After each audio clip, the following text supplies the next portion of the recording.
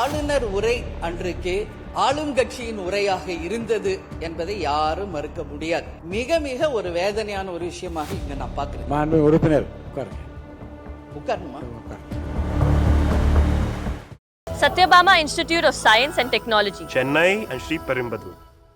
மாண்புமிகு உறுப்பினர் திருமதி பிரேமலதா விஜயகாந்த் அவர்கள்.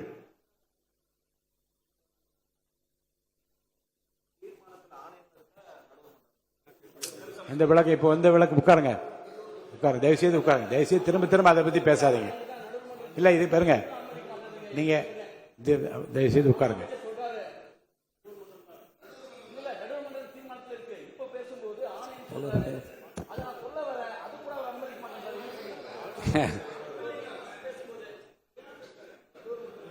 பேரவைத் தலைவர் அவர்களே, முதலமைச்சர் அவர்களே, எதிர்க்கட்சி தலைவர் அவர்களே, அமைச்சர் பெருமக்களே, சட்டமன்றத்திலே இருக்கும் அனைத்து சட்டமன்ற உறுப்பினர்களுக்கும் முதல் கண் எனது வணக்கங்களை தெரிவித்துக் கொள்கிறேன்.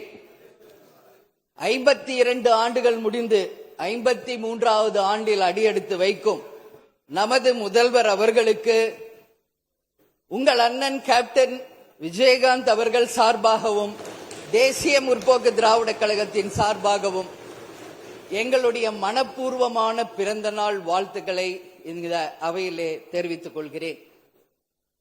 இன்றைக்கு நாம சட்டசபையில பேசுகின்ற உரை ஒன்று மேகதாது அணை பற்றியும் ஆளுநருடைய உரையை பற்றியுமான டிஸ்கஷன்.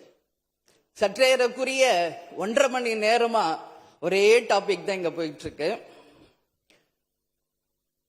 அந்த வாய்ப்பு அனைத்து சட்டமன்ற உறுப்பினர்களுக்கும் சமமாக வழங்கப்பட வேண்டும் என்ற வேண்டுகோளை பேரவைத் தலைவருக்கு நான் வைக்கிறேன். நிறைய பேருக்கு வாய்ப்பு கிடைக்குது, நிறைய பேருக்கு வாய்ப்பே கிடைக்காமையே போயிடுது.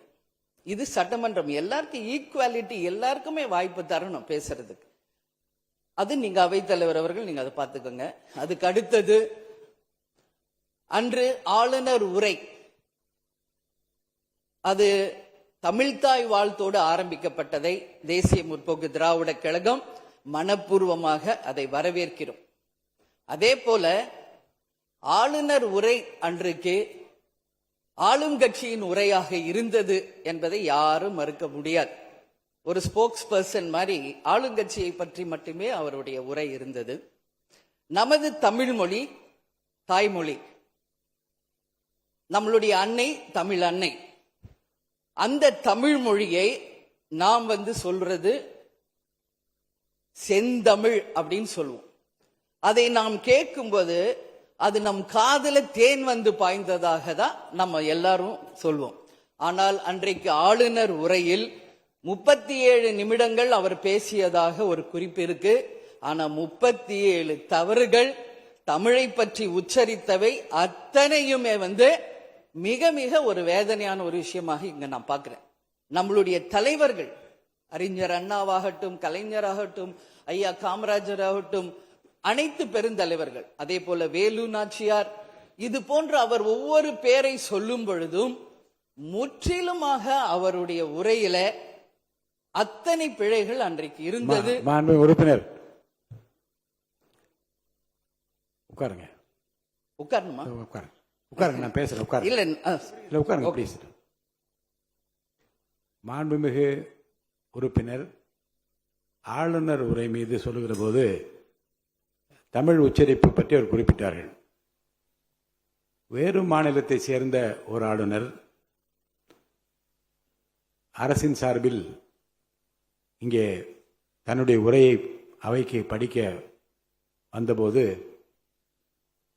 புதிதாக தமிழகத்தில் வந்திருக்கிற வேறு மாநிலத்தை சேர்ந்த நம்முடைய ஆளுநர் முதலில் எல்லா தலைவருடைய பெயரையும் உச்சரிக்க முயன்றதை நாம் முதல்ல பாராட்ட கற்றுக்கொள்ள வேண்டும்.